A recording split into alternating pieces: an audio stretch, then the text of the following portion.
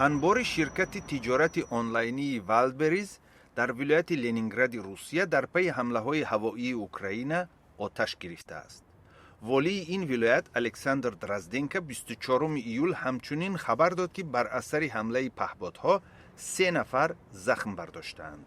والدبریز که یکی از بزرگترین شرکت‌های تجاری روسیه به شمار می‌رود، تصدیق کرده است که فعالیت 2 مرکز لاجستیکیش در ولایت لنینگراد متوقف گردیده، کارمندان شرکت از نیم جزیره اشغال شده کریم بیرون کشیده شدند.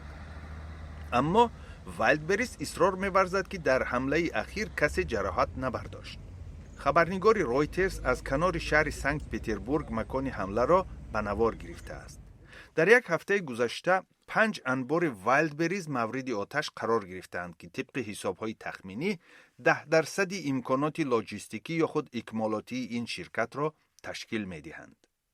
18 ایول هواپیماهای بی‌سرنشین اوکراین به انبارهای والدبریز در شهرهای کاتووسک ولایت تنباو و شهر الکترستل ولایت مسکو حمله کردند.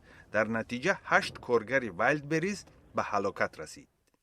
بعد 4 روز انبارهای این شرکت در شهرهای کراسنودار مرکز ولایت کراسنودار و نویننمیسک ولایت ستاوروپول جنوب روسیه هدف حمله‌های پهپادهای اوکراینی قرار گرفتند. روسیه هر روز شهرهای اوکراین، مرکزهای لاجستیکی، نیروگاه‌ها و خط و شبکه‌های انتقال برق اوکراین را آتشباران می‌کند.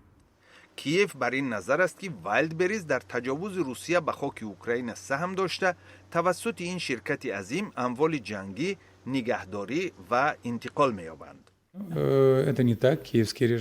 کرمل این عیبنامه را رد می‌کند. به قول مسکو، والدبریز در انتقال اموال جنگی هیچ نقشی ندارد. حمله‌های اخیر اوکراین مرحله نوی را در جنگ 4.5 ساله باز می‌کنند، چون دستاوردهای نظامی روسیه را بی‌اثر کرده، حیات معمولی مردم روسیه را در مناطق خیلی دورتر از مرز با اوکراین در هم و بر هم می‌زنند. اموال والدبریز همراه با رقیب شرکت آزان 8.5% مجموع محصولات ملی روسیه را تشکیل می‌دهند. در این 2 شرکت عظیم 4 میلیون نفر کار می‌کند که 5% نیروی کاری روسیه را تشکیل می‌دهد.